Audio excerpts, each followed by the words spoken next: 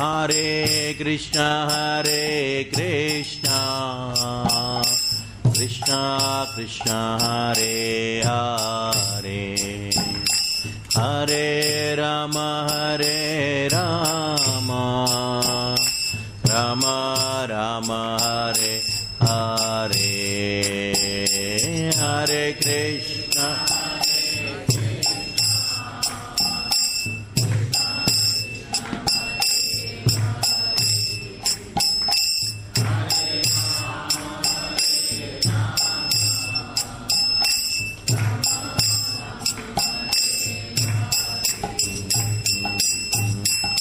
Hare Krishna Hare Krishna Krishna Krishna Hare Hare Hare Ram Ram Ram Hare Hare Hare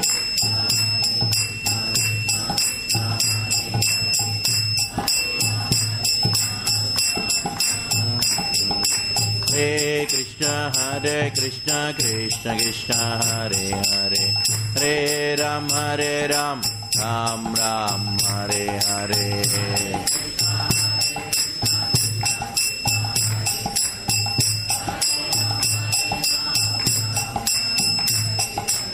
Hare Krishna Krishna Krishna Hare Hare Hare Ram Ram Ram Hare Hare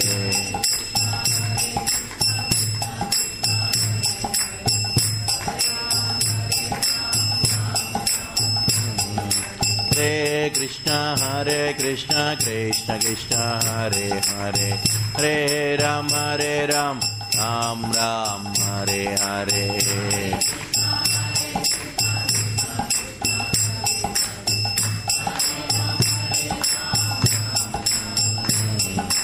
Hare Krishna Krishna Krishna Hare Hare Hare Rama Rama Rama Hare Hare Hare Krishna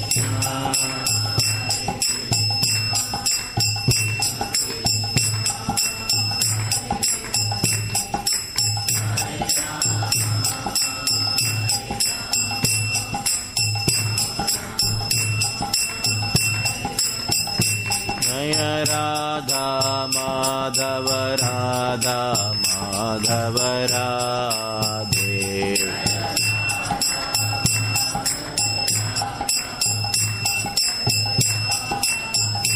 Nitai Gaura Hari Bol Hari Bol Hari Bol Hari Bol Nitai Gaura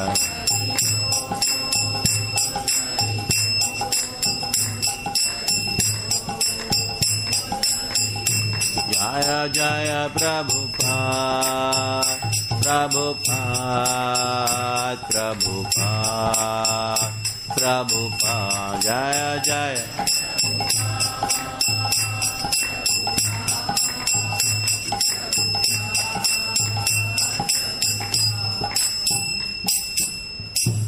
Srila Prabhupada ki jai. Om Namo Bhagavate Vasudevaya. Om Namo Bhagavate Vasudevaya. Om Namo Bhagavate Vasudevaya. Narayanam Namaskritya Naram Chaiva Narottamam Devim Saraswatim Vyasam Tato Jayamudirayet Nashta Prayesha Bhadreshu Nityam Bhagavata Sevaya Bhagavati Uttama Shloke Bhaktir Bhavati Naishchiki Om Gyat Virandasya Gyananjana Shalakaya चक्षुरुन्मीलितं येन तस्मै श्रीगुरवे नमः। श्रीचैतन्यमनोभीष्टं स्थापितं येन भूतले स्वयं रूप कदा मह्यं ददाति स्वपदान्तिकं। वन्देऽहं श्रीगुरो श्रीयुतापदकमलं श्रीगुरुन् वैष्णवांश्च श्रीरूपं साग्रजातं सहगणा रघुनाथान्वितं तं सजीवं साद्वैतं सावधूतं परिजनसहितं कृष्णचैतन्यदेवं श्रीराधाकृष्णपादान् सहगणा ललिता श्रीविशाखान्वितांश्च। नमो विष्णुपादाय कृष्णप्रेष्ठाय भूतले श्रीमते भक्तिवेदान्त स्वामिनिति नामिने। नमस्ते सारस्वते देवे गौरवाणी प्रचारिणे निर्विशेषशून्यवादी पाश्चात्यदेशतारिणे। नमो विष्णुपादाय कृष्णप्रेष्ठाय भूतले श्रीमते भक्तिसिद्धान्त सरस्वतीनिति नामिने। श्रीवार्षभानवी देवी नयितय कृपाब्धये कृष्णसम्बन्धविज्ञान दायिने प्रभवे नमः। माधुर्योज्ज्वलप्रेमाढ्य श्रीरूपानुगा भक्तिदा श्रीगौरा करुणाशक्ति विग्रहाय नमोस्तुते। नमस्ते गौरवाणी श्रीमूर्तये दीनतारिणे रूपानुगा विरुद्धाप सिद्धान्तद्वान्तहारिणे। नौ गौरकिशोराय साक्षाद्वैराग्यमूर्तये विप्रलम्बरसाम्बोधे पादाम्बुजायते नमः। नमो भक्तिविनोदाय सच्चिदानन्दनामिने गौरशक्तिस्वरूपाय रूपानुगावरायते। गौराविर्भावभूमेस्त्वं निर्देष्टा सज्जनप्रियः वैष्णवसार्वभौमः श्री जगन्नाथाय ते नमः। वाञ्छाकल्पतरुभ्यश्च कृपासिन्धुभ्य एव च पतितानां पावनेभ्यो वैष्णवेभ्यो नमो नमः। नमो महावदन्याय कृष्णप्रेमप्रदायते कृष्णाय कृष्णचैतन्य नाम्ने गौरत्विषे नमः। पञ्चतत्त्वात्मकं कृष्णं भक्तरूपस्वरूपकं भक्तावतारं भक्ताख्यं नमामि भक्तशक्तिकं। हे कृष्ण करुणा सिन्धो दीनबन्धो जगत्पते गोपेश गोपिकान्त राधाकान्त नमोस्तुते। जयतां सुरतोर्पङ्गुर्मामन्दमतेर्गति मत्सर्वस्वापदाम्बोजो राधामदनमोहनो दिव्यद्वृन्दारण्यकल्पद्रुमादः श्रीमद्रत्नागारसिंहासनस्थो श्रीमद्राधा श्रीलगोविन्ददेवो प्रष्ट्रालिभिः स्मरामि। श्रीमान् रासरसारम्भी वंशीवटतटस्थितः कर्षं वेणुस्वनैर्गोपीनाथः श्रियस्तुनः। तप्तकाञ्चन गौराङ्गी राधे वृन्दावनेश्वरी वृषभानुसुते देवी प्रणमामि हरिप्रिये। जय श्रीकृष्ण चैतन्य प्रभु नित्यानंद श्री अद्वैता गदाधर श्रीवासादि गौरभक्तवृंद। हरे कृष्णा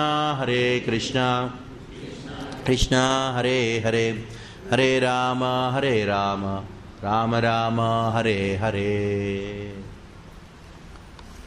कुन्तीवाच नमस्ये पुरुषं त्वाद्यमीश्वरं प्रकृते परम् अलक्ष्यं सर्वभूतानाम् अन्तर्भैरवस्थितं मायाजवनिकाचन्नम् अज्ञातोक्षजमव्ययं न लक्ष्यसे मूढदृशा नटो नाट्यधरो यथा तथा परमहंसानां मुनीनाममलात्मनां भक्तियोगविधानार्थं कथं पश्येमहि स्त्रियः। कृष्णाय वासुदेवाय देवकीनन्दनाय च नन्दगोपकुमाराय गोविन्दाय नमो नमः। नमः पङ्कजनाभाय नमः पङ्कजमालिने नमः पङ्कजनेत्राय नमस्ते पङ्कजाङ्घ्रये।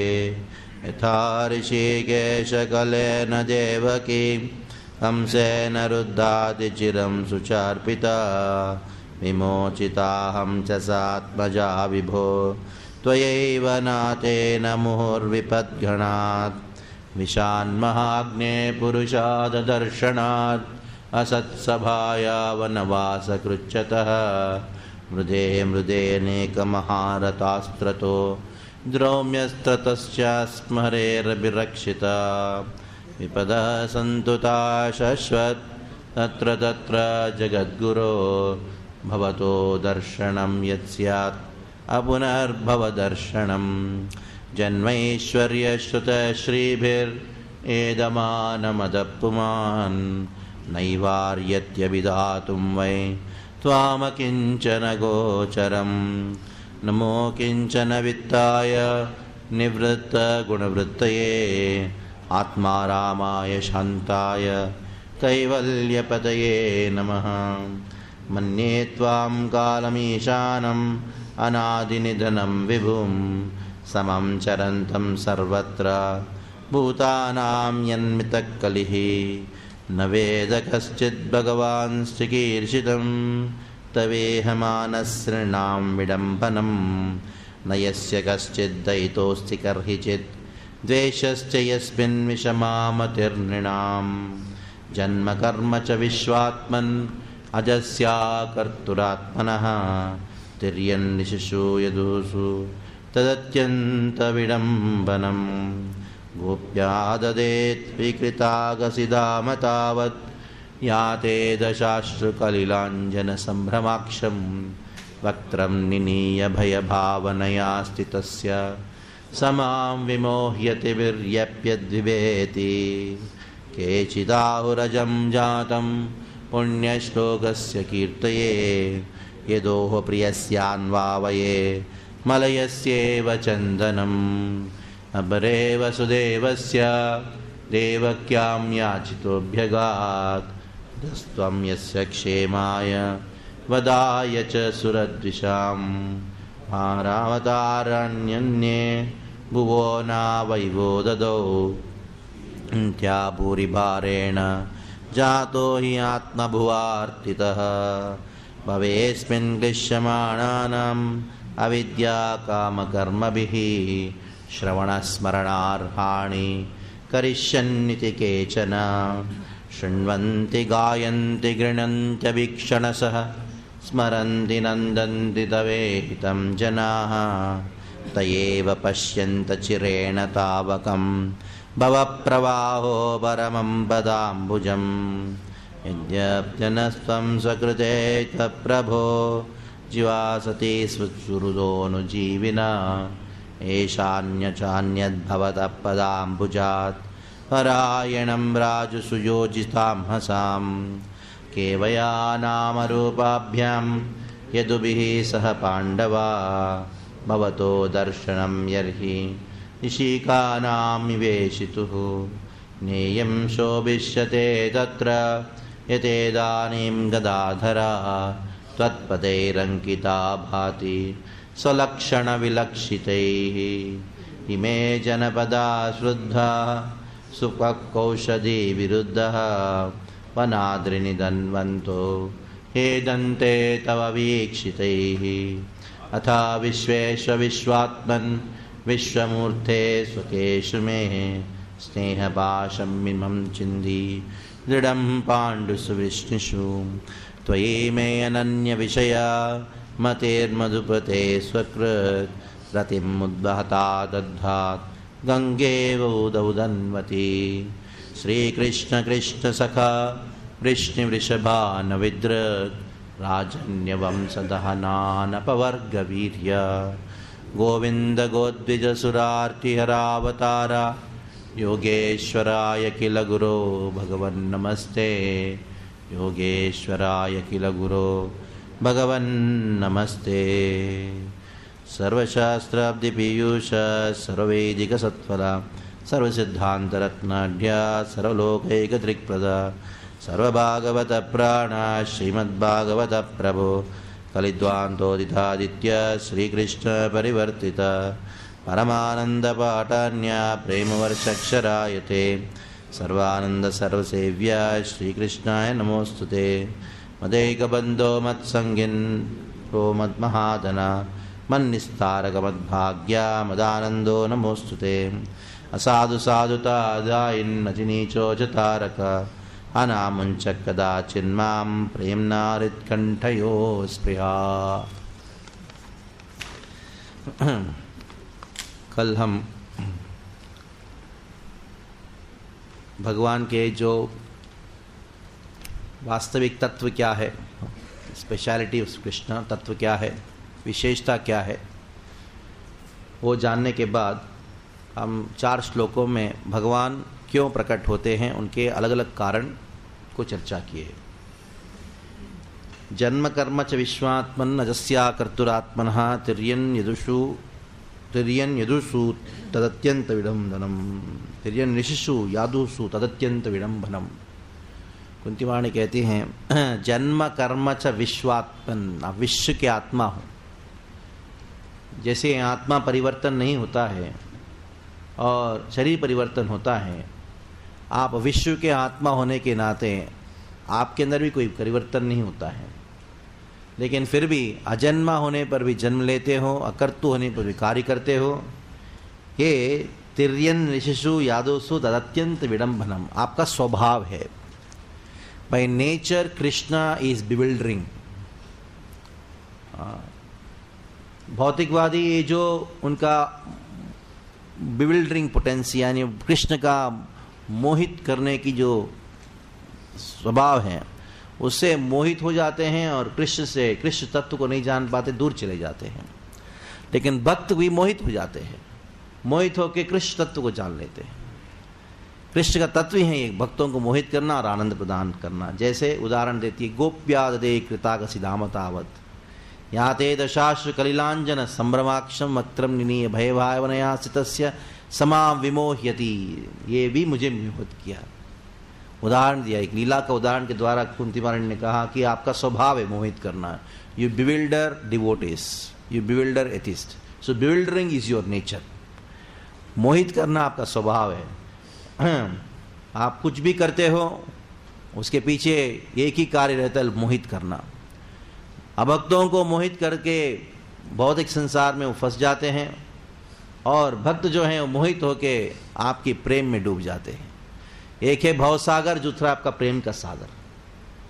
तो आपका तो स्वभाव है भौतिकवादियों को मोहित करके आप उनको भवसागर में डुबाते हो और भक्तों को मोहित करके आप प्रेम के सागर में डुबाते हो। ये वास्तविक तत्व है आपका। तो अनेकों लोग मतलब कारण बताते हैं आपके प्राकृतिक विषय में। 4 श्लोकों में वर्णन किया गया है। केचिदाव रजन्यातम पुण्य श्लोक से कीर्तये यदोह प्रियस्यान्वावये मलयस्येव चंदनम। कल हमने इसके ऊपर चर्चा किया था। मलयस्येव चंदनम, मलय पर्वत में जब चंदन होता है, चंदन का सुगंध इतना सुंदर होता है, भले ही नीम का वृक्ष भी है उधर, नीम का वृक्ष में पास में जाने भी चंदन का सुगंध आता है। उसी प्रकार भगवान, भले ही यदु को दोष है, पिता का आज्ञा नहीं मानने से व्यक्ति नरक में जाता है, इसलिए यदु को दोषी माना गया धर्मशास्त्र के अनुसार। लेकिन आपके विशेष कृपा है कि यदु का यश बढ़ाने के लिए, वैसे तो उनको नरक जाना था, उनको निंदनीय कार्य किया, पिता का आज्ञा नहीं मानना, लेकिन आपका भक्तों के ऊपर ऐसा विशेष कृपा है, आप उनके परिवार में लेते हो और उनका यश बढ़ाते हो। पुण्य श्लोकस्य, जैसे युधिष्ठिर महाराज, उनके पुण्य, उनका आपने कीर्ति बढ़ाया, उनका सखा बन के, उनका मित्र बन के, उनके एक परिवार वाले बन के। ये आपका स्वभाव है, भक्तों का कीर्ति आप बढ़ाते हो। तो आप भक्तों को कीर्ति बढ़ाने के लिए आप प्रकट होते हो, क्योंकि जब भगवान प्रकट होते हैं तो कोई ना कोई परिवार में प्रकट होते हैं, तो आप प्रकट होकर उस परिवार का कीर्ति बढ़ा देते हो। अजस्तम यस्य क्षेमाय वदाय च सुरद्विषाम, सुरद्विषाम जो सुर मतलब भक्त होते हैं, जो द्वेष करते हैं, असुरों को आप मारते हो। अजस्तम यस्य क्षेम यदो प्रियस्यान्वावये मलयस्येव चंदनम।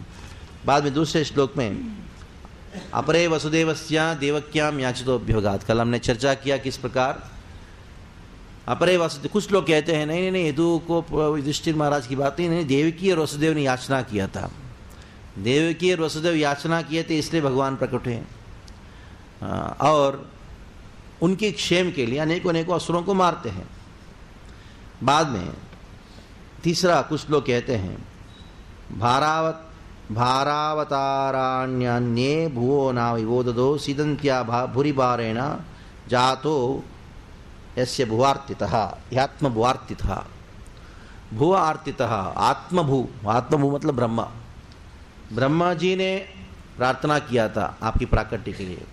क्यों? पृथ्वी के ऊपर भार पड़ गया था, ये प्रसिद्ध कारण है, इसलिए भगवान को पृथ्वी भारनाशो मुकुंदा, कुलशेखर आಳ್वार अपनी प्रार्थनाओं में कहते हैं पृथ्वी भारनाशो मुकुंदा, जयति जयति देवो देवकी नंदनोयम, जयति जयति कृष्णो वृष्टिवंश प्रदीपः, जयति जयति मेघश्यामल कोमलांगो, जयति जयति पृथ्वी भारनाशो मुकुंदा। भागवतम का 10वें स्कंद में भी भगवान की प्राकट्य का जो लीला है उसका शुरुआत होता है भगवान क्यों प्रकट होते हैं उसके पीछे प्रसिद्ध कारण से। भगवान क्यों प्रकट होते हैं? उनकी पत्नी भूदेवी ने उन्हें याचना किया था ब्रह्मा जी के पास जाके, ब्रह्मा जी शिव इंद्र सबको लेके आके पुरुषम पुरुष सूक्त है ना, पुरुष सूक्तों के द्वारा उन्हें प्रार्थना किया तो भगवान उनका प्रार्थना सुन के प्रकट हुए। तो कुछ लोग इस प्रकार कहते हैं, लेकिन कुंती महारानी कहती मेरी मत सुनिए, मेरा मत ये है आपकी प्राकट्य केवल उनकी प्रार्थना की वजह से नहीं हुआ है। अगर वो प्रार्थना करते और नहीं भी करते वो आप प्रकट होते। आपका विशेष गुण है अनुकंपा। इस जगत को आप सृष्टि करते हो, भगवान जो इस जगत को सृष्टि क्यों करते हैं उसके विषय में भक्तिविनोद ठाकुर अपने तत्व सूत्रों में रचना करते हैं, कारुण्यम तत्क्रिया।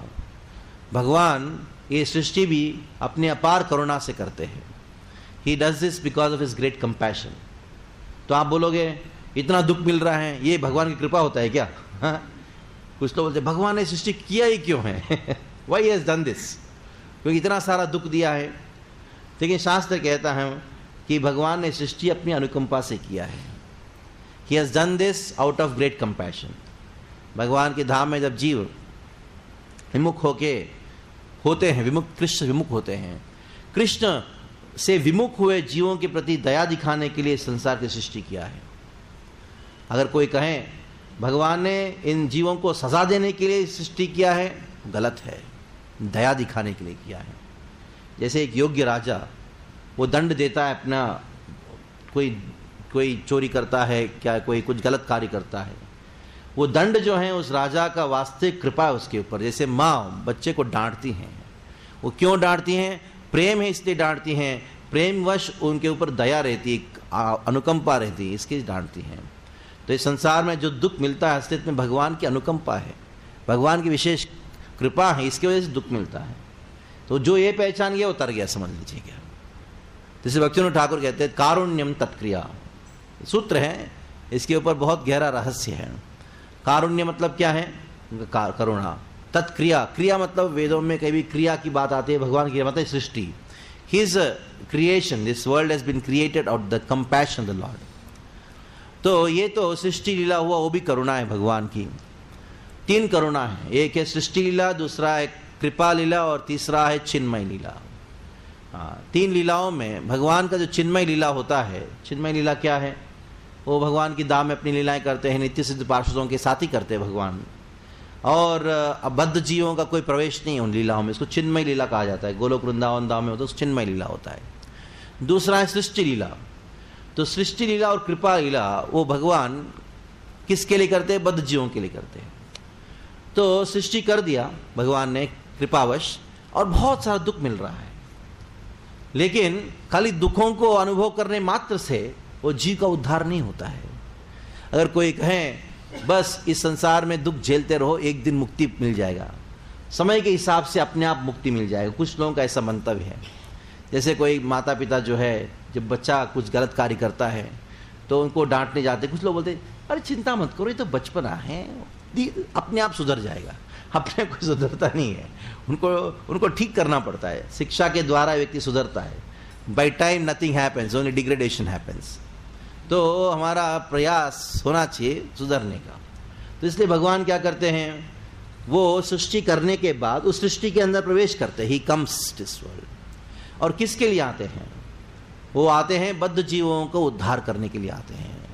लीलावतारानुरतो तिर्यन निषाद, क्योंकि पहले अध्याय में भी देवक्यां वसुदेवस्या जातो इससे प्रीचिकीर्षः, क्यों देवकी और वसुदेव के गर्भ में भगवान क्यों प्रकट हुए और क्या किए, वो प्रश्न था।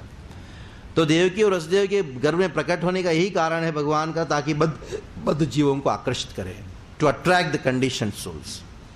कल हमने इसके ऊपर चर्चा किया किस प्रकार ये भौतिक जगत में सब लोग भवेस्मिन् क्लिश्यमाणायाम अविद्या कामकर्मभिः श्रवणस्मरणार्हाणि करिष्यन्निति केचन, श्रवणस्मरणार्हाणि करिष्यन्निति केचन। तो श्रवण और स्मरण कराते हैं, श्रवण और स्मरण कराते, किसको कराते हैं, जो भवे अस्मिन् इस भौतिक जगत में। वैसे तो सृष्टि भी भगवान की कृपा है, लेकिन इस सृष्टि से इस भौतिक जगत से उद्धार करने के लिए जीवों को भगवान या क्या योजना बनाते हैं, उनका अवतार की योजना बनाते हैं। तो भवेस्मिन् क्लिश्यमाणायाम, इस भवेस्मिन् क्या हो रहा है, क्लिश्यमाण, बहुत सारे क्लेशों को अनुभव कर रहे हैं। क्लेशों क्यों अनुभव कर रहे हैं, अविद्या, अविद्या की वजह से क्लेश है। और वो क्लेश किस प्रकार के हैं, काम कर्म भी, कामना से युक्त कार्य, जिसको पाप कहा गया है। कल हमने बहुत सारांश में इसको चर्चा किया था कि किस प्रकार दुख क्यों होता है, पाप की वजह से। पाप क्यों करते हैं, इच्छा की वजह से। इच्छा क्यों करते हैं, अज्ञान, अविद्या की वजह से। अविद्या क्या है, कृष्ण की विस्मृति। ये पूरा एक स्ट्रेट लाइन है, आपको ज़्यादा कुछ इधर उधर सोचने की जरूरत नहीं है। श्रील रूप गोस्वामी पाद भक्तिरसामृत सिंधु में एकदम बिल्कुल स्पष्ट रूप में इस बात को कहा है। जहाँ सारे शास्त्र अनेकों शास्त्र पढ़ने के बाद भी जो क्लियर नहीं होता है हम क्यों दुख भोग रहे उसका 4 स्टेप में रूप गोस्वामी पाद ने बता दिए भक्तिरसामृत सिंधु में। क्या है, सिंपल है, 4 step. Forgetfulness of Krishna is ignorance, ignorance leads to material desires, material desires leads to sin, sin leads to suffering, बस। और ये जो मटेरियल डिजायर्स जो हैं, भौतिक इच्छा जो है, इसकी वजह से हम पाप करते हैं। वो पाप के 2 भाग होते हैं, एक है दुख, दूसरा क्या है, और कामनाएं तो इस प्रकार एक चक्र है, चक्र में घूमते रहते हैं। ऐसा कोई सोचे मेरी कामनाओं को पूर्ण करूंगा तो मैं संतुष्ट हो जाऊंगा, शांत हो जाऊंगा, ऐसा नहीं है। आप कामना को पूर्ण करने जाओगे, कुछ समय के लिए शांत हो जाओगे, लेकिन और कामना भी बढ़ेगी, और कामना बढ़ोगी, और पाप करोगे, और दुख भोगोगे, और दुख भोगोगे तो और कामना बढ़ेगी।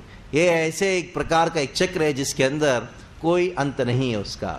जब तक कोई भगवान की दिव्य योजना के साथ हम नहीं जुड़ेंगे, तब तक इसके चक्र बढ़ता ही जाएगा। इट इज़ लाइक ऐसा उसको मैथमेटिकल टर्म में कुछ ऐसा बोलते हैं, शुरुआत में ऐसा रहता है, धीरे धीरे से ऐसा ऐसा ऐसा ऐसा ऐसा बढ़ते जाता है। हाँ, और ये जो संसार चक्र बढ़ते ही जाता है, ऐसा नहीं कि एक ही गोल गोल में घूमते रहें। ये गोल भी अलग प्रकार का गोल है, ये बढ़ने वाला गोल है। हाँ, ये इस प्रकार का चक्र है। तो कोई कहे नहीं प्रभु जी कामना तो है, लेकिन बिना पाप के हम कामनाओं को पूर्ण करेंगे without doing sin will try to enjoy. थोड़ा सा इस जगत में धार्मिक लोग होते हैं, सात्विक लोग होते हैं, वो विचार करते हैं वैसे तो सबको सुखी रहना चाहिए। हाँ, जो भी अपना इच्छा है दूसरों को दुख दिए बिना, पाप किए बिना सुखी रहो, अपनी इच्छा को पूरा करो। लेकिन वो कभी संभव नहीं है। पाप किए बिना कोई भी अपनी इच्छा को पूर्ण नहीं कर सकता है। भौतिक इच्छा को पूर्ति पाप किए बिना हो ही नहीं सकता है, इट इज इम्पॉसिबल। तो ये पाप ही हमारा दुख का कारण है। इसलिए कुंती वाणी कहती हैं तो सरल शब्दों में, भवेस्मिन् क्लिश्यमाणायाम अविद्या कामकर्मणि श्रवण स्मरणार्हाणि करिष्यन्निति केचन। भगवान आप प्रकट होते हो, प्रकट होकर अनेकों लीलाओं को करते हो। ग्रंथों का रचना होता है आपकी लीलाओं के ऊपर, आपके उपदेश के ऊपर आधारित होते ग्रंथों की रचना होती है, भगवद गीता, भागवतम। आपकी लीला आता है तो विग्रह का प्राकट्य होता है, आपकी लीला की वजह से धाम का प्राकट्य होता है। ये 3 चीज़ें हमारे लिए श्रवण और स्मरण के योग्य है, जिसके द्वारा भगवान क्या करते हैं, लोगों को आकर्षित करते हैं, ये अट्रैक्ट्स। जैसे कृष्ण के शब्द के विषय में मैं कहा था कि कृष्ण शब्द का अर्थ क्या है? कृषिर्भूवाचक शब्द नश्च निवृत्तिवाचक तयोरैक्यम परम ब्रह्म कृष्ण इत्यभिधीयते। कृष्ण को कृष्ण इसलिए कहा जाता है क्योंकि वो सर्वाकर्षक है और साथ साथ में सबको आनंद प्रदान करने वाले हैं। अभी देखिए इस श्लोक में सर्वाकर्षकता को वर्णन किया गया है, क्योंकि ऐसे जो बद्ध जीव जो अविद्या कामकर्म में भी आसक्त हैं, आकर्षित हुआ है, उनको आकर्षित करने के लिए उससे कुछ अद्भुत कार्य करना चाहिए। वैसे देखा जाए भक्तिविनोद ठाकुर एक भजन में लिखते हैं, ओ केशवा ये जो आपका जगत बहुत विचित्र है। सही बात है, बड़ा विचित्र है जगत। विचित्रता क्या है? उसके अंदर स्पेशलिटी है। हर चीज़ एक जैसा नहीं है, हर चीज़ अलग अलग है। तो क्यों अलग अलग है? क्योंकि आप एक चीज़ को लोगे, कुछ समय बाद ऐसा ठीक नहीं है, दूसरा चीज़ मिलता है, तीसरा चीज़ मिलता है। इसलिए सब लोग अलग अलग वस्तुओं को प्राप्त करने में घूम रहे हैं। क्या सोच रहे हैं? अभी इसमें सुख नहीं मिला, इसको छोड़ो, दूसरा मिला, हाँ इससे मिलेगा, इसको मिलेगा, दूसरा मिलेगा। इसलिए बड़ा जगत विचित्र है। इतना ही नहीं, विशेष रूप में सुंदर है ये जगत, क्योंकि भगवान ने किया ना सृष्टि को। खास करके भौतिक जगत हम बोलते हैं खराब है, अस्तित्व में है। एक तरीके से देखा जाए भगवान ने किया। भगवान कोई खराब चीज को करते हैं क्या? हाँ, कोई चीज खराब नहीं करते। समस्या भौतिक जगत नहीं है, भौतिक जगत की वस्तुओं के प्रति हमारी आसक्ति है। किसी ने कहा material world is horrible. Material world is not horrible. Krishna has created. Can Krishna create something horrible? No. What is horrible is you are in this world. समस्या जो है भौतिक जगत नहीं है, समस्या मैं इस जगत में हूँ, इस जगत की चीज़ों में आ सकता हूँ, ये समस्या है। तो बड़ा विचित्र है भौतिक जगत। Is a lot of variety in this, इतना सारा वेराइटी है। तो भगवान श्री कृष्ण की ये सृष्टि है। इट इज वेरी दुआ जगत विचित्र। तो भगवान के कार्य बड़े विचित्र हैं। तो आज सारे बद्ध जीव जो है भगवान की विचित्र सृष्टि जो है उसके प्रति आसक्त है। तो भगवान को क्या करना पड़ेगा? हमारी जो चेतना ये विचित्र सृष्टि के प्रति आसक्त है, तो हमारी इस चेतना को उनके प्रति आकृष्ट करने के लिए क्या करना होगा? उनको आके और विचित्र कार्य करना होगा। कुछ और स्पेशल कार्य, तब हाँ ऐसा है क्या, चलो इधर देखते, और स्पेशल करना होगा। तो जब तक भगवान कुछ और स्पेशल कार्य नहीं करेंगे तब तक हमारा मति जो है उसके प्रति आकृष्ट नहीं होगा। जैसे इस जगत के बहुत सारे कुछ फिल्म हैं या कहानियां हैं, तो फाइटिंग सीन है, लव सीन है, बहुत सारी चीज़ें ना उसके प्रति आकृष्ट है, क्योंकि मन जो है हमेशा रस को आस्वादन करने का प्रयास करता है, इसका स्वभाव है। हाँ, कहीं कहीं उसको रस चाहिए। तो ये जो जड़ वस्तुओं से उत्पन्न हुआ रस है उसको क्यों प्राप्त करना चाहता है? क्योंकि वो स्वभाव है, जीव का स्वभाव है रस को आस्वादन करना। इससे भगवान क्या करते हैं? वो प्रकट होते हैं। प्रकट होके अपना जो दिव्य रस, अप्राकृत रस को वो प्रकाशित करते हैं और अपने ग्रंथों में लिपिबद्ध करते हैं। जब ये बद्ध जीव साधु के कृपा से जब इन शास्त्रों को, इन विग्रहों को दर्शन करता है, धाम का दर्शन करता है, तब ये जो मन अप्राकृत रस में जो आसक्त हैं, वो प्राकृत रस में जो आसक्त हैं, अप्राकृत रस में आसक्त हो सकता है। इसलिए भगवान के अवतार के विषय में कहा गया है। आप सब जानते हो जो सनातन गोस्वामी और चैतन्य महाप्रभु के बीच में जो संवाद हुआ था, संवाद में सनातन गोस्वामी को चैतन्य महाप्रभु ने कहा कि भगवान के 6 प्रकार के अवतार हैं। तो ये 6 प्रकार के अवतार क्या हैं? सबसे पहला है युगावतार। युगावतार का उद्देश्य क्या है? युग धर्म का प्रचार करना युगावतार का उद्देश्य है। और मनवंतरावतार, दूसरा मनवंतरावतार। मनवंतरावतार का उद्देश्य क्या है? मनु को सहायता करना, अगर कुछ गड़बड़ होता है मनु का सहायता करना। जैसे हमने वामन द्वादशी मनाया, वामन द्वादशी क्यों मनाया था? वामन देव का प्राकट्य क्यों हुआ? वैसे ही वामन देव लीलावतार भी हैं, लेकिन अभी वामन देव को मनवंतरावतार भी माना गया है। क्यों मनवंतरावतार है? क्योंकि इस मनु के काल में, वैवस्वत मनु के समय में, बलि महाराज ने पूरा इंद्र का पूरा टेन्योर, जैसे मिनिस्टर लोग रहते हैं ना, 5 साल वो बैठ सकते हैं, बीच में आके उसको लात मार के भगा के खुद सीट में बैठ गया तो क्या होगा? वो ठीक नहीं है ना। हाँ, भले गड़बड़ करे, कुछ भी कर लेके 5 साल उसके लिए रहना है। वैसे 71 मनवंतर तक, 71 चतुर्युग का 71 जो साइकिल तक इंद्र का पोस्ट है। हाँ, यानी एक मनु जब तक रहता तब तक इंद्र को कोई हिला नहीं सकता, लेकिन बलि महाराज बीच में आके उनको उठा दिया तो गड़बड़ हो गया एडमिनिस्ट्रेशन में। तब वैवस्वत मनु को सहायता करने के लिए वामन देव का प्राकट्य हुआ। इसलिए वामन देव कौन है? वो मन्वंतर अवतार है। वैसे प्रत्येक मनु के समय एक एक अवतार प्रकट होते हैं, उनको मन्वंतर अवतार कहा जाता है। तो लीला बाद में तीसरा क्या है? वो है गुणावतार। 3 गुण है, सत्व रजस्तमा। ये तीनों गुणों को नियंत्रण करने के लिए जो अवतार लेते हैं वो गुणावतार है। ब्रह्मा विष्णु महेश, ये तीनों को क्या कहा गया है? गुणावतार कहा गया है। चौथा है हमारे पुरुषावतार। पुरुषावतार क्यों लेते हैं भगवान? पुरुषावतार का उद्देश्य है इस संसार की सृष्टि करना। To create this world is the purpose of पुरुषावतार। ये चौथा है। तो शक्तावेश अवतार का पर्पस क्या है? एक विशेष जीव के अंदर भगवान एक विशेष शक्ति को प्रदान करते हैं जिसके द्वारा वो विशेष कार्य को संपन्न करे। जैसे वेदों की रचना करना था, तब भगवान ने क्या किया? एक जीव के अंदर एक ऐसा शक्ति प्रदान किया जिसके द्वारा वो वेदों की रचना कर सकते हैं, उनको वेद व्यास कहा गया है। जैसे भक्ति शक्ति को प्रचार करना है, तब नारद जी के अंदर भगवान ने उनको भक्ति शक्ति को प्रदान किया। वैसे तो वेदव्यास, इस समय के वेदव्यास तो स्वयं भगवान है, लेकिन जैसे पृथु महाराज भूपालना शक्ति है। तो अलग अलग शक्तियों के द्वारा भगवान एक जीव के अंदर ऐसा शक्ति प्रदान करते हैं एक विशेष कार्य को संपन्न कर सके। लेकिन जो छठा अवतार है, जो सबसे महत्वपूर्ण अवतार माना जाता है 6 अवतारों में, वो है लीला अवतार। तो what is the purpose of lila avatar? लीला अवतार का उद्देश्य क्या है? बद्ध जीवों को आकर्षित करना, to attract the condition souls.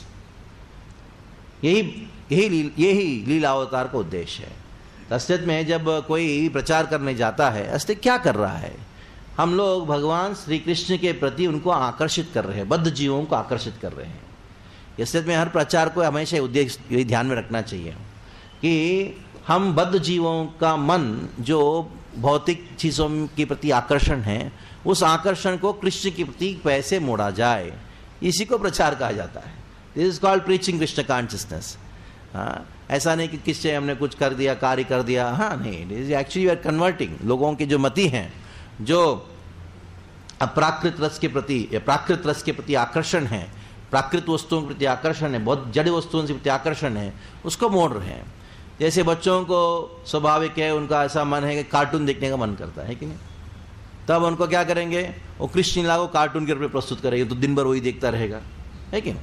तो उसका मन किसी न किसी तरीके से येन केन प्रकारेण मन कृष्ण निवेशयात्, येन केन प्रकारेण किसी न किसी तरीके से कृष्ण के प्रति मन लगाना, लोगों के मन को लगवाना, ये जो है ये प्रचार है। इसी के लिए भगवान प्रकट होते हैं। तो कुंती महारानी कहती है ये वास्तविक कारण है आपका। जो बद्ध जीव हैं उनको आप आकर्षित करना चाहते, टू अट्रैक्ट। तभी ये तुरंत उसके अगले वाला श्लोक जो आज हम चर्चा करेंगे, ये कुंती महारानी कहती हैं बद्ध जीवों को आकर्षित कर दिए, आकर्षित करने के बाद क्या होता है? ठीक है, एक आकर्षित हो गया, तो आकर्षित करने के बाद क्या होता है? तो उसका वर्णन इधर कहते, यानी पिछले श्लोक में आप आते हो बद्ध जीवों को आकर्षित करने के लिए। इस श्लोक में जो आपके सानिध्य में आ जाता है, भक्ति को स्वीकार करता है, उनको क्या करते हो, उसका result of you attracting the condition souls. आप बद्ध जीवों को आप आकर्षित किए, उसका परिणाम क्या है, उसका वर्णन एक श्लोक में करती है। तो ये थोड़ा विशेष श्लोक है। वैसे तो जितने भी कुंती महारानी के श्लोक हैं उसमें बहुत सारे ग्रुप है, 3 श्लोक किसी का चर्चा करते हैं, 2 श्लोक किसी का चर्चा करते हैं, लेकिन पूरे कुंती महारानी की पूरी प्रार्थनाओं में ये एक श्लोक है और आखिरी वाला श्लोक है, वो दोनों विशेष माना गया है आचार्यों के द्वारा। तो ये श्लोक का विशेषता क्या है? The result of taking up Krishna consciousness, result of getting attracted to Krishna. शृण्वन्ति गायन्ति गृह्णन्तभीक्षणशः स्मरन्ति नन्दन्ति तवेहितं जना तयेव पश्यन्ति चिरेण तावकं भवप्रवाहो परमं पदाम्बुजम्। शृण्वन्ति गायन्ति गृह्णन्ति अभीक्षणशः। तो शृण्वन्ति गायन्ति गृह्णन्ति, शृण्वन्ति सबसे पहला सुनता है, किसके बारे में सुनता है? प्रभुपाद जी पूरा अपने तात्पर्य में श्रवण के बारे में कहते हैं। एक योग्य एक प्रमाणिक साधु के मुख से जब कृष्ण कथा को या कृष्ण लीलाओं को, कृष्ण के उपदेशों को सुनते हैं तो तब क्या होता है, उनके मन में वो जो सुनी हुई बात है बार बार ऐसा घूमता रहता है कि वो उसको बोले बिना नहीं रह सकता है। इस तुरंत क्या कहा गया है? गायंती। खाली श्रवण मात्र से व्यक्ति संतुष्ट नहीं होता है, श्रवण करते करते उनके मन में ऐसा भाव प्रकट होता है, ऐसा आता है कि मुझे बोलना ही पड़ेगा। जैसे कोई प्रेशर कुकर है, आग जल रहा है तो क्या होगा, कितना तक प्रेशर बढ़ते बढ़ते एक समय आएगा तब सीटी बजेगा वो बोलेगा ही तो ऐसा सुनते सुनते नहीं रह सकता, बोलना ही, बोले बिना नहीं रह सकता है, ही हैज टू टेल। तो वैसे भक्त जो है भगवान के विषय में सुनते सुनते उनके मन में ऐसा आ जाती है तो उसको बोलना ही पड़ेगा, उसको बोले बिना नहीं रह सकता है। गायंती, तो शृण्वन्ति गायंती, ऐसा सुनते सुनते वो बोलना शुरू करता है। तब क्या होता है? गृणन्ति। गृणन्ति मतलब वो स्वीकार करता है। गृणन्ति, तब गृणन्ति क्या स्वीकार करता है? ये श्रवण कीर्तन जो है उसको स्वीकार करता है। कहां स्वीकार करता है? अभीक्षणशः। अभीक्षणशः, अभीक्षणशः मतलब क्या है? हमेशा, हमेशा स्वीकार करता है। अगर उसको नहीं मिलता है तो जहां मिलता है उधर जाता है, जहां मिलता है उधर जाता है, जहां मिलता है उधर जाके क्या करता है?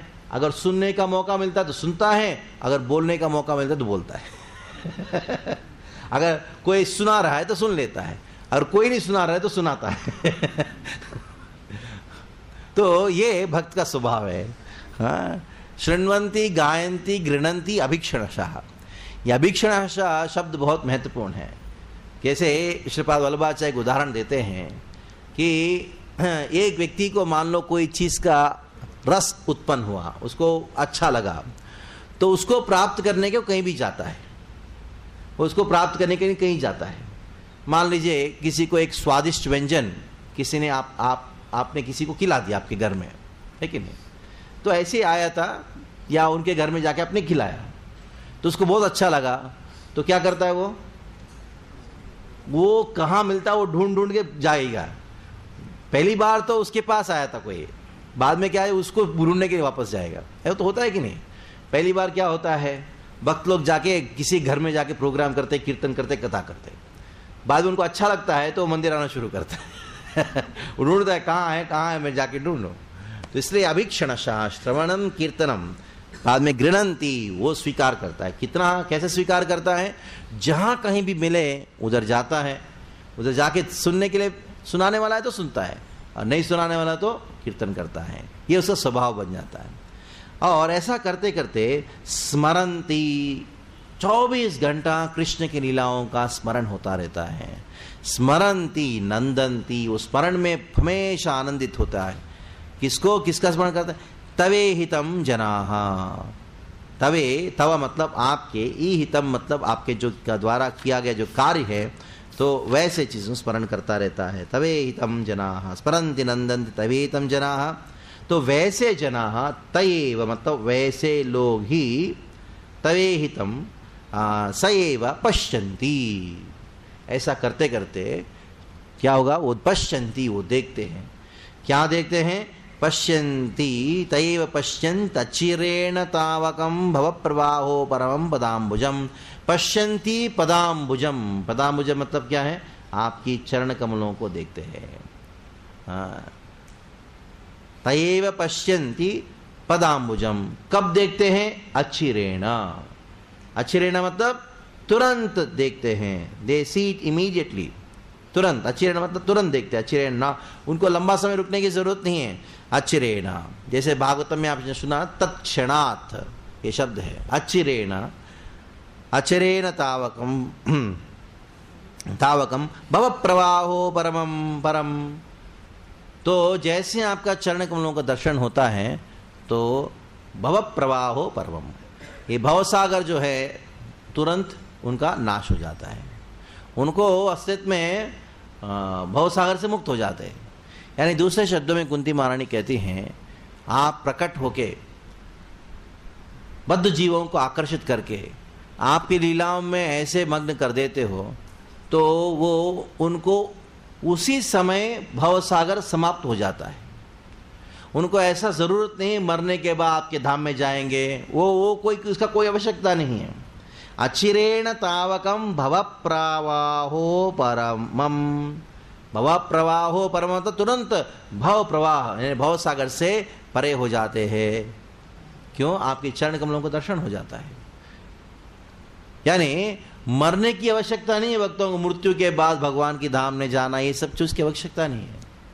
यानी आपकी जो लीला कथाओं का श्रवण कीर्तन ही मुक्ति है। यानी भक्ति जो है मुक्ति से परे है। ये बात को कुंती महारानी इस श्लोक में प्रस्तापित कर रही है। That is just by performance of devotion that itself is liberation. उनको मुक्ति के लिए कुछ अलग से प्रयास करने की जरूरत नहीं, क्योंकि उसको ऑलरेडी प्राप्त हो चुके हैं। They are gone beyond liberation. तो ये बात, जैसे भागवत का मूल बात यही है, जो मुक्त लोग भी वो भी भगवान की लीला के प्रति आकृष्ट हो जाते हैं। मुक्ति भी आता है तो बोलते दूर रहो, कोई जरूरत नहीं तुम्हारा। इसलिए भक्त के दरवाजे के ऊपर मुक्ति मुक्तांजलि स्यात् सेवते स्यात्, सेवा करने के लिए तैयार है। कृष्ण करणामृत में इस बात को कहा गया है। विल्लमंगल ठाकुर कहते हैं, भक्त भजन कर रहा है, मुक्ति दरवाजे के ऊपर खड़ी है और इंतजार कर रही है मुझे कब बुलाएंगे, लेकिन वो भक्त बुलाता ही नहीं उसको। तब परेशान होकर मुक्ति बोलती है, मैं थोड़ा सेवा कर सकती हूँ आप। तो सेवते स्यात्। श्री कृष्णदास कविराज गोस्वामी इसको ऊपर टीका करते हुए कहते हैं, मुक्ति परेशान हो जाती है। वो सोचती है कि मुझे स्वागत करेंगे, स्वागत हुआ नहीं है, ठीक है इंतजार करती हूँ, वक्त बुलाएगा मुझे, तब परेशान हो जाती है, बुलाता ही नहीं वक्त। बाद में उनके मन में आता है ठीक है सेवा कर लेती हूँ। ऐसे अद्भुत अद्भुत तरीके से आचार्यों ने बहुत सुंदर प्रस्तुत किया है। हाँ, एक छोटी सी बात है, ऐसा लगता है मुक्ति जो है दरवाजे के ऊपर खड़ी है। जो मुक्ति प्राप्त करने के लिए अनेकों योगी लोग हजारों साल तपस्या करते हैं, वो भक्त से मुक्ति परेशान होकर बोलती है सेवा को तो मौका दो कम से कम। तो इस बात को इधर कहा गया है, श्रवणम शृण्वन्ति गायन्ति गृह्णन्ति अभीक्षणशः स्मरन्ति नंदन्ति तवेहितं जनाः तयैव पश्यन्ति अचिरेण तुरंत भव प्रवाहो परम पदाम्बुजम। आपके चरण कमलों का दर्शन होता है। तो ये रिजल्ट होने के बाद कुंती महारानी अगले के 4 श्लोकों में अपनी दीनता को वापस व्यक्त कर रही है। पहले अपनी दीनता को व्यक्त किया, क्या दिया, कैसे, कथम पश्येमहि स्त्रियः।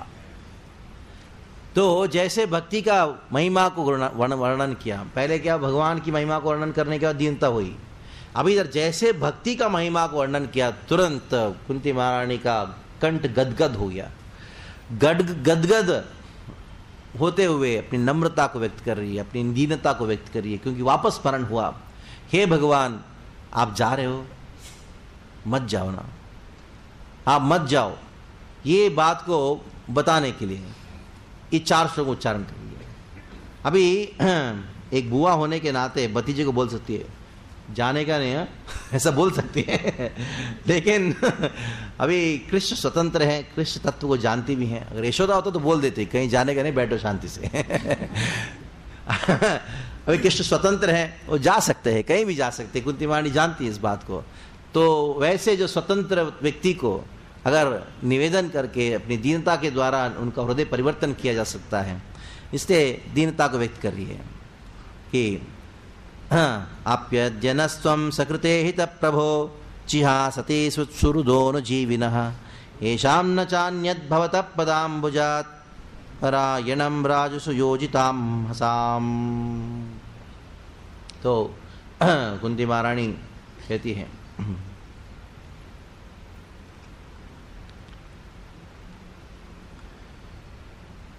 पहले श्लोक में कुंती महारानी ने क्या कहा था, आपकी दर्शन से, आपका चरण कमलों का दर्शन से सभी आनंदित हो जाते हैं। हे भगवान आप अभी जा रहे हो, यू आर गोइंग, इसका मतलब है आप हमको दुख देना चाहते हैं। हाँ, आपका स्वभाव है सबको आनंद देना, प्रकट होते लीला करते हो आनंद देने के लिए, ये सारे शास्त्र निरूपण करते हैं। लेकिन अभी आप जा रहे हो, यानी हमको दुख देने के लिए जा रहे हो। तो कुंती महारानी कहते हैं हाँ अपि, इतना अपि मतलब पहले श्लोक में जो वर्णन किया गया है, आपका प्राकट्य होता है आनंद देने के लिए, ऐसा होने पर भी अध्या नस्त्वम स्वकृते हित प्रभो, नस्त्वम आप ऐसा कार्य नहीं कर रहे हो अभी हमारे साथ। आप जा रहे हो इसका अर्थ है कि आपका जाने का अर्थ है कि हमको दुख मिल रहा है। हमने अभी सुना कि आप हम सबको आनंद देते हो, आप अभी हमको दुख देने के लिए जा रहे हो, छोड़ के जा रहे हो। कृष्ण ने कहा नहीं नहीं नहीं, दुख देने के लिए थोड़ी ना जा रहा हूं मैं, क्या थोड़ा जरूरी काम है द्वारका में, जरूरी काम पूरा करके मैं आता हूं। तो कुंती महारानी कहते हैं अच्छा इतना जरूरी काम है क्या? हमको आनंद देने से बढ़कर कोई काम है आपको? ठीक है, मान लो इतना जरूरी काम द्वारका में भी है, समझ लीजिए द्वारका में भी है, आप प्रभु हो, आपके विषय में कहा था ना, आप विभु हो, प्रभु हो, आप अंतर बहिर अवस्थितम, हर जगह भी हो, तो इधर बैठ के वो कार्य करो ना। ऐसा शास्त्रीय वर्णन है ना, आप एक जगह बैठ के सारे कार्यों करते हो, आपके शक्तियों के द्वारा बड़े बड़े कार्य करते हो, इधर बैठ के करो काम भी, क्यों जाते हो, why are you going? वो बड़े दीनता से कर रही है, दीनता से कहती है आप ऐसा आपका स्वभाव है, अभी आप दुख देना चाहते हो। तो अगर कृष्ण कहे कि मैं उधर जाके कुछ जरूरी कार्य संपन्न करना चाहता हूं, प्रभु जी हाँ सती सुसूरुदोनुजीविनः। तो कुंती महारानी आगे कहते हैं जिहासति सुसूरुदोनुजीविनः, जिहाससी अर्थ क्या है, हमको छोड़ के स्वित्सुरुदोन अनुजीविनः येषां न चान्यद् भवतः पदाम्बुजात्।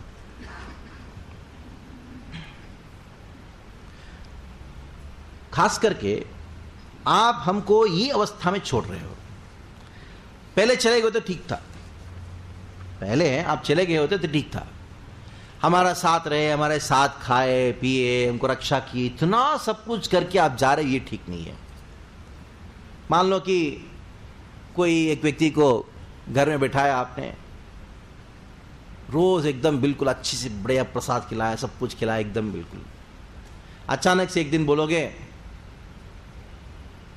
चले जाओ या मैं जा रहा हूं अभी कल से नहीं मिलेगा, तो क्या होगा?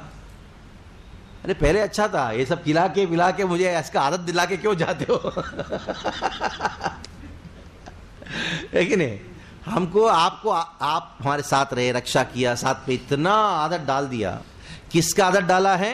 ये बात कहती है ये इसका आदत डाला है, हाँ, कि अनुजीविनः, आपने हमको ये अनुजीविनः का आदत डाल दिया है। तो अनुजीविनः का क्या है? लिविंग एट योर मेर्सी, आपके कृपा के ऊपर निर्भर करने का आदत डाल दिया हमको। आदत डाल के, आपकी कृपा के ऊपर निर्भर करने का आदत डालने के बाद अभी बोलते मैं जा रहा हूं, ये ठीक नहीं है आपके लिए। असलियत में हम आपकी कृपा के ऊपर जीने का आदत हो चुका है। श्रील प्रभुपाद जी अपने पूरा तात्पर्य में इसके ऊपर लिखते हैं अनुजीविनः, पूरा तात्पर्य इसके ऊपर अनुजीविनः। सारे भक्त को ये इसका आदत डाल लेना चाहिए, भगवान की कृपा के ऊपर जीने की आदत। One has to practice to live on the mercy of Krishna, live on the mercy of Krishna. अपना सामर्थ्य से कुछ करने, कुछ सोचना मैं वो कर दूंगा, ये कर दूंगा, ऐसा करूंगा, ये करूंगा। भगवान की सेवा जरूर कीजिए, लेकिन ये सोचना कि मेरे सामर्थ्य से मैं कुछ कर पाऊंगा, ये बहुत गलत है। Always try to be dependent on Krishna's mercy. सारे शास्त्र का यही रहस्य है। पूरा देखिए, Pandavas were the most fortunate because they were with all good luck they were entirely dependent on mercy of the lord. देखिए इस श्लोक में बहुत सारी बातें हैं, लेकिन प्रभुपाद जी पूरा तात्पर्य केवल इसी के ऊपर है। अनुजीविना शब्द का व्याख्या आपके तात्पर्य में प्राप्त होता है।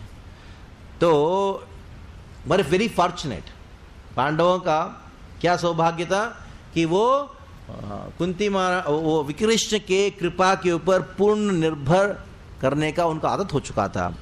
In the material world, would be to be dependent on mercy of someone else is utmost sign of misfortune. ये टीका कोई आचार्य ने लिखा है, प्रभुपाद जी का टीका है इसका। तो इस भौतिक जगत में किसी के कृपा के ऊपर किसी को निर्भर करना, इसको दुर्भाग्य माना गया है। लेकिन ठीक उल्टा आध्यात्मिक जगत में कृष्ण के ऊपर पूर्ण तरीके से निर्भर करना है शरणागति का लक्षण है।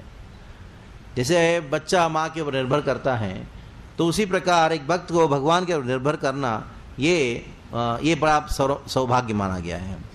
चाहे कोई व्यक्ति सोचे मैं वो कर दूंगा, मैं अब धन कमाऊंगा, मैं घर बनाऊंगा, मैं ऐसा काम करूंगा, कितना भी सोचे, ये भौतिक जो नियम कानून है इतना क्रूएल है, इतना वो दुष्ट है, वो किसी का बात नहीं सुनता, वो सब खत्म हो जाता है। इसलिए हमारा जो सामर्थ्य है वो सामर्थ्य के ऊपर कभी निर्भर नहीं करना चाहिए। We should never be dependent on our capabilities, we should be always dependent on Krishna. तो पांडवों का ऐसा स्थिति है, क्योंकि कृष्ण कहा ठीक है अभी आप तो बड़े सामर्थ्य हो, पांडव हैं, पांडव लोग साधारण थोड़ी ना है, बड़े शक्तिशाली लोग हैं ना। तो कुंती वाणी कहती हैं ये जो पांडव हैं बड़े कितने भी शक्तिशाली है, लेकिन ये समझिए हम आपके कृपा के ऊपर निर्भर कर रहे हैं। अनुजीविनः जिहा सती सुहृदोनुजीविनः येषां न चान्यद् भवत्पदाम्बुजात्, येषां न चान्यद् भवत्पदाम्बुजात्। और कृष्ण ने कहा ठीक है और किसी का शरण लो ना आप। तो कुंती वाणी कहते हैं नहीं, न चा अन्यत, और कोई नहीं है जो हमको शरण दे सकता है अभी। क्यों, उसका कारण बताती कुंती महारानी। बहुत पदाम्बुजात परायणम राजसु योजिताम हसाम, आपके ऊपर हम इतना परायण हो चुके हैं, इतना निर्भर हो चुके हैं, खास करके आपकी आवश्यकता अभी ज्यादा है।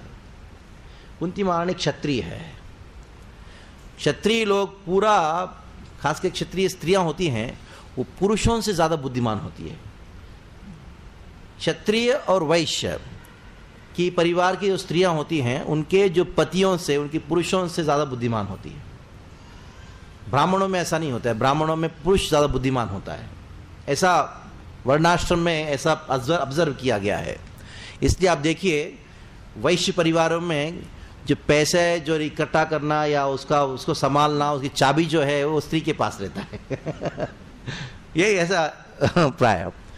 और जब युद्ध करने के लिए कोई क्षत्रिय जाता है उसको प्रेरणा देने वाली पत्नी रहती, बोलती है जीत के ही मुंह दिखाना, नहीं तो आना मत ये ऐसा राजपूतों में देखा गया, ऐसा स्टोरी में देखने को मिलता है। तो लेकिन ब्राह्मण में विरुद्ध होता है, ब्राह्मण शास्त्र पढ़ता है, वो पत्नी डिस्टर्ब करती रहती है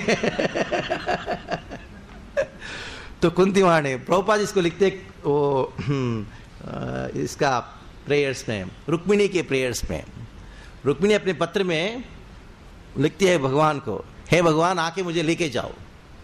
तो भगवान सोच सकते हैं तो मैं तो यादव हूँ यादवों को इधर इस प्रकार आना, कैसे आना, क्या करना, युद्ध करना, वो सब तो मालूम नहीं है।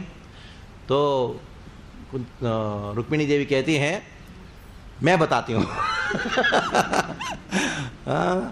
प्रवदा उपायम, ये शब्द इस्तेमाल करते थे, प्रवदामी मतलब मैं बोलूंगी, क्या उपायम। आप सोच रहे होंगे कि अरे अंतपुर में कैसे आऊंगा और अलग कोने को लोग रहेंगे, आके मारूंगा तो भी किसको मारूंगा, आपके जो मित्र हैं, आपके जो भाई हैं, आपके जो स्वजन हैं उनको भी मारना पड़े, बहुत सारे आपके मन में हो सकता है प्रश्न, इसलिए आप उसका चिंता मत करो। प्रवदाम उपायम, कैसे आप मुझे आके लेके जाना है वो उपाय मैं बताती हूँ। उसके तात्पर्य प्रभुपाद जी लिखते हैं Rukmini is born in a kshatriya family she knows all the warfare घर में करते हैं वॉरफेयर तो एनी हाउ, तो इधर कुंती महारानी कहते हैं देखिए राजसु योजिताम हसाम, पहले आपका इतना जरूरत नहीं था जितना अभी है अभी जितना अभी जरूरत है, जब जरूरत है तभी जा रहे हो आप। पहले तकलीफ थी हमको, किससे तकलीफ थी? खाली दुर्योधन से। अब युद्ध हो गया, युद्ध में हमने कितने राजाओं को मारे, राजाओं के सैनिकों को मारे, बहुत सारे लोगों को मारे। अभी राजसु योजिताम हसाम, योजिताम हसाम का अर्थ क्या है? ये युद्ध के बाद वो सारे राजा लोग हमारे प्रति दुश्मनी बना के रखे हैं। पहले हमारा एक ही दुश्मन था, कौन? दुर्योधन। अभी अनेकों दुश्मन हुए। अभी हमारा खतरा बढ़ गया है। हे भगवान, अगर आप सोच रहे हो कि हम सुरक्षित हैं, हाँ, मैं थोड़ा सा जाके आऊंगा, नहीं, अभी हम ज्यादा खतरे में हैं, हमारी खतरा बढ़ गया है। देखिए बहुत सुंदर तरीके से कुंती महारानी अलग अलग योजना बना रही है कृष्ण को रोक के रखने के। ठीक है नहीं? ऐसा वे शास्त्र है हमारा, जो धर्मशास्त्र कहता है, जब कोई अतिथि आता है ना आपके घर में, जब जाने का ऐसा टाइम आता है, उसको आपको योजना बनाना चाहिए, उसको कैसे रोक के रखे। नहीं बस अभी 2 दिन और रुक जाओ, इसका ये है वो है करके और 2-3 दिन ऐसा कंटिन्यू होता रहता है। ठीक, अभी क्या है, ऐसे स्थिति है कैसे जाए। ऐसा योजना बनाएंगे कैसे जाए।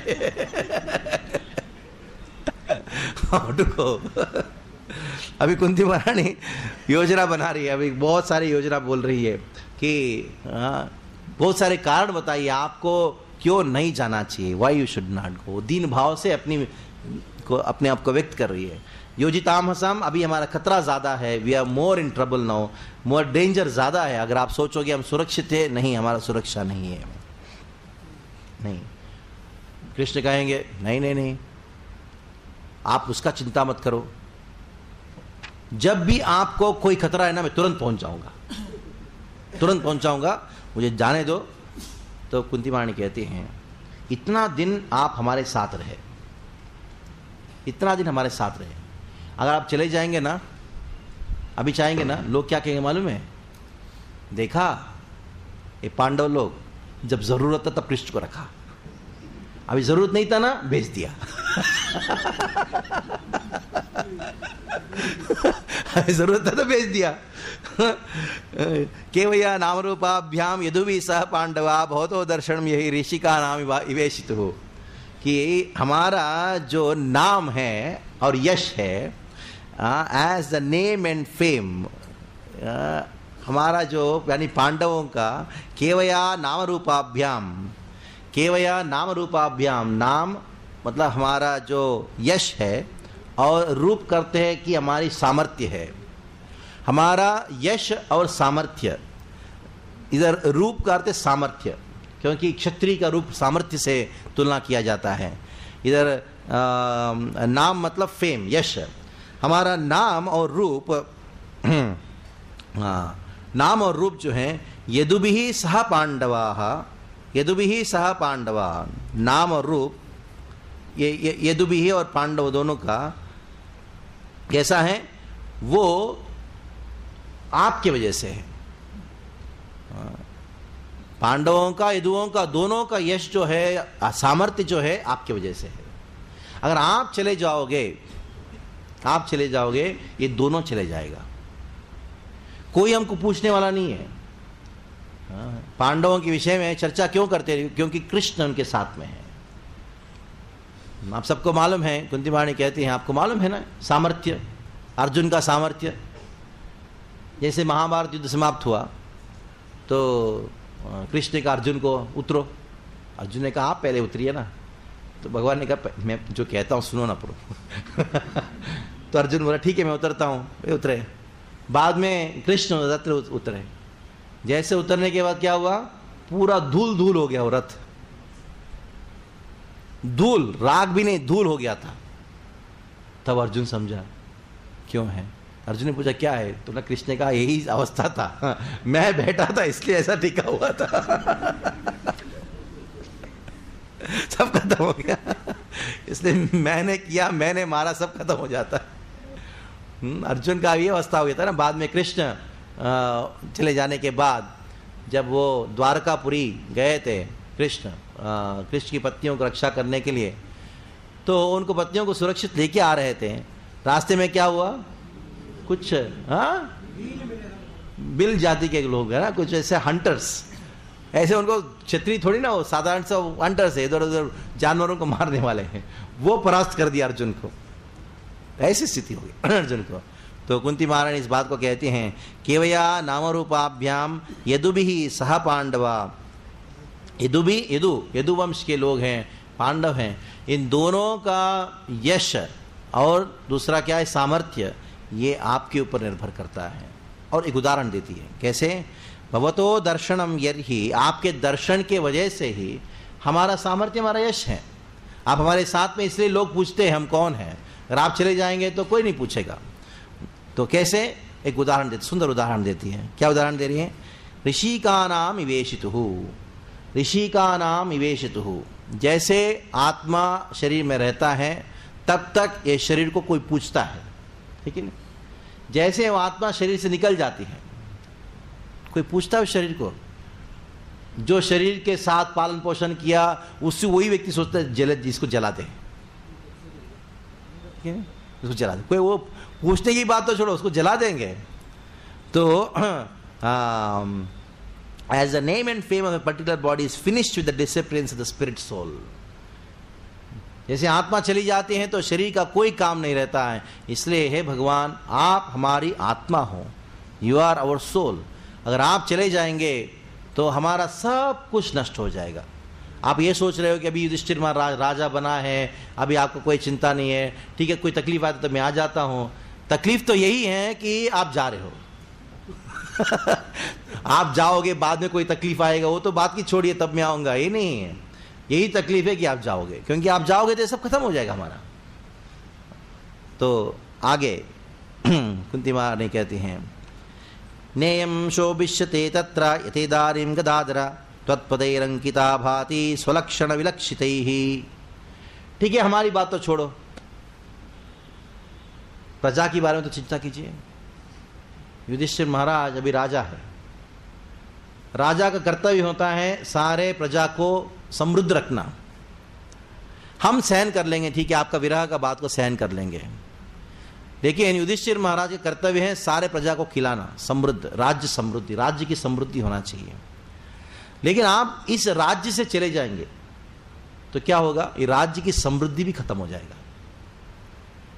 नेयम शोभिष्यते तत्र यतेदानीं गदाधरः। डायम ना, ये मतलब ये हमारा जो किंगडम है, हमारा जो ये राष्ट्र राज्य है, ना शोभिष्यते, ना इसका शोभा खत्म हो जाती है। क्यों? क्योंकि त्वत्पदैर अंकिता भाति स्वलक्षण विलक्षितैः। आपके जो चरण कमल है, तत्पदैर अंकिता, इस पृथ्वी में गिरा है, इस राज्य में है, और आपके चरण कमलों को आप चरण कमल इस पृथ्वी पे हैं या इस राज्य में हैं, इसकी वजह से क्या हो रहा है, आपकी जो चरण चिन्ह है, उस चरण चिन्ह के द्वारा ये पृथ्वी सुसज्जित है, ये पृथ्वी सुसज्जित है। सारी शोभा जो है पूरा खत्म हो जाएगी। भले ही सोना चांदी अनेकों चीजें हैं, सारा बहुत संपत्ति है, लेकिन फिर भी हे भगवान आप समझिए, हमारी राज्य का शोभा यह है कि आपका चरण चिन्ह है। आप जब चलते हो, आपका चरण चिन्ह है, यही हमारे राज्य की शोभा है। तो जैसे आप इधर से चले जाओगे तो हमारे राज्य की शोभा खत्म हो जाएगी। भले युधिष्ठिर हो, कोई बड़े बड़े राजा भी क्यों ना, कितना भी सामर्थ्य क्यों ना हो, कितना भी ऐश्वर्य क्यों ना हो, लेकिन वास्तविक ऐश्वर्य है आपकी चरण कमलों का चरण चिन्ह। इसलिए सारे भक्तों को कुंती महारानी प्रार्थनाओं से शिक्षा ग्रहण करना चाहिए। कुंती महारानी अपनी दीनता के द्वारा व्यक्त कर रही है एक भक्त को क्या प्रार्थना करना चाहिए भगवान से। हे भगवान, आपके वजह से ही हमारा सामर्थ्य है, आपकी वजह से हमारा शक्ति है। तो अगर आप नहीं है तो हमारा पूरा घर कुछ भी हो, कोई उसका शोभा नहीं है। देयर इज नो, कितना ही बड़ा घर क्यों ना हो, कितना भी ऐश्वर्य इंटीरियर बना के कितना भी खर्चा कर लो उसके अंदर, लेकिन भगवान का उपस्थिति नहीं है, उसका कोई शोभा नहीं। इट्स जस्ट भूत बंगला जैसा है। भूत बंगला क्या होता है? बंगला है लेकिन भूतों से भरा हुआ है। क्योंकि जो भगवान को अपने घर में पूजा नहीं करता है, आराधना नहीं करता है, तो वो भूत बंगला। बोला कैसे प्रभु जी? क्योंकि सबके मन में कामना है, वो कामना जो है भूत है। व्यक्ति को क्या करा देता है? वो ऐसा कार्य करा देता है जो उसको करना नहीं चाहिए। इसलिए होता है ना, सब घरों में क्या होता है, लोग ऐसे कार्य करते हैं जो करना नहीं चाहिए, वैसे चीजें बोलते हैं जो बोलना नहीं चाहिए। क्यों? क्योंकि भूत पकड़ा है। क्यों भूत पकड़ा है? तो भगवान नहीं है। जैसे भगवान की उपस्थिति होती है तो त्वत्पदई रंकिता भाति, सब सुंदर, बहुत अच्छा हो जाता है। नियम शोभिषते तत्रा इदानीम गदाधर, हे गदाधर। कृष्ण को गदाधर करके संबोधित किया गया है क्योंकि उनके चरण में गदा करके, गदा का चिन्ह है, और अनेकों चिन्ह हैं, जैसे हाथी का चिन्ह है और एक छाता का चिन्ह है, अनेकों इस प्रकार के चिन्ह हैं भगवान के। तो इसकी वजह से कुंती महारानी इस बात को कहती हैं। आगे कहती हैं, ये हमारी राज्य की जो समृद्धि है, जो अभी कुछ उग रहा है, जैसे वनस्पति इत्यादि, सब्जियां, अन्न, दान, ये सब उग रहा है। क्यों मालूम है? आपकी दृष्टि इस राज्य के ऊपर है। इमे जनपदा स्वध्वा सपक्वौषधि विरुद्धः वनाद्रिदन्वन्तो हेदन्ते तव वीक्षितैः। तव वीक्षितैः के अर्थ क्या है? आपका जो कृपा दृष्टि, आपका दृष्टि इस राज्य के ऊपर है। इस राज्य के होने की वजह से, ऊपर होने की वजह से, या इमे जनपदा श्रद्धा, जनपदा हमारे राज्य में जितने भी शहर है, जितने भी गांव हैं, जितने भी टाउन्स हैं, ये सब समृद्ध हैं। और स्वपक पौषधि विरुद्ध, जैसे वनस्पतियां हैं, सब्जियां हैं, वन, आद्री मतलब पहाड़ है, नदी है, नदी भरपूर बह रहा है, और उदन्वंतो सागर है। ये सब चीजें सब समृद्धि से सब कुछ प्रदान कर रहे हैं। क्यों सब प्रदान कर रहे हैं? हे दंते तव वीक्षित ही, आपकी दृष्टि है। इसलिए जहां भगवान की दृष्टि होती है उधर कोई चीज की कमी नहीं रहती है। इसलिए पहले जमाने में या ऐसा प्रथा था, कहीं भी कोई शहर का निर्माण हो, सबसे पहला भगवान का मंदिर का स्थापना होती है। भगवान का मंदिर का स्थापना होती है, भगवान के ग्रह की स्थापना होती है, उसके बाद शहर का निर्माण होता है। ये वास्तु शास्त्र के अनुसार ही कहा गया है। और सबसे बड़ा इमारत जो है, सबसे बड़ा जो घर है, वो भगवान का मंदिर होना चाहिए। क्यों? जितना बड़ा भगवान का मंदिर होगा, जितना अच्छा सुशोभा से उधर सेवा चलेगी, बाकी सब समृद्धि अपने आप आएगी।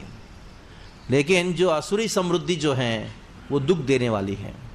कभी कभी कुछ लोग बोलते हैं, प्रभु जी बहुत सारे लोग समृद्धि लेकिन कृष्ण की भक्ति तो नहीं करते हैं। एक व्यक्ति ने मुझे प्रश्न पूछा जिससे मैं इस बात को कह रहा था, अमेरिका बहुत समृद्ध है, कृष्ण की दृष्टि तो है नहीं, सब लोग पाप कर रहे हैं। तो मैंने कहा यह असुरी समृद्धि है। यह असुरी समृद्धि जो है वो लोगों को दुख पहुंचाता है। लेकिन जो दैवी समृद्धि है, जो दैवी संपत्ति है, दैवी समृद्धि है, वो क्या है? वो आनंद प्रदान करता है, वो सुख प्रदान करता है, शांति प्रदान करता है। तो भगवान का दृष्टि जहां है उधर समृद्धि रहेगी, और भगवान की दृष्टि के बिना समृद्धि नहीं रहेगी। अगर कहीं होता है वो समृद्धि नहीं रहने से भी खराब है। कुछ लोग बोलते प्रभु जी इधर भारत में इतना भक्ति होता है लेकिन इतना समृद्धि नहीं, अमेरिका में इतना समृद्धि कैसे है? हाँ, इसका प्रश्न का क्या जवाब देंगे? यही जवाब है, उतना समृद्धि होने पर भी इधर समृद्धि नहीं है, ऐसे लोगों से और दुखी है। लेकिन बात यह है कि भगवान की दृष्टि जहां है, कृष्ण की तव हेदंते तव वीक्षित ही, just by his eye sight सब वनाद्रि सब उगना शुरू होता है। Everything starts growing. Krishna's eye sight, उनके पास इतना शक्ति है। असत में ऐसा उपनिषदों में कहा गया है, कृष्ण का जो भगवान की दृष्टि है, वो दृष्टि के वजह से ही पूरा संसार जीवित है। Just by the site of Krishna पूरा सृष्टि भी उनकी आंखों की दृष्टि, साइक्षता, सृष्टि उसकी वजह से होता है, पालन भी उसी की वजह से होता है, और अंततः संहार भी उसी की वजह से होता है। तीसरा आंख बोलते हैं शिव जी, उसकी वजह से संहार होता है। तो भगवान की दृष्टि के ऊपर बहुत लंबा चौड़ा विचार किया गया है। केवल सृष्टि नहीं, पालन भी नहीं, संहार भी दृष्टि की वजह से होता है। तो इसलिए हमेशा भगवान की कृपा दृष्टि हमारे ऊपर रहे, ऐसे भक्तों को प्रार्थना करना चाहिए।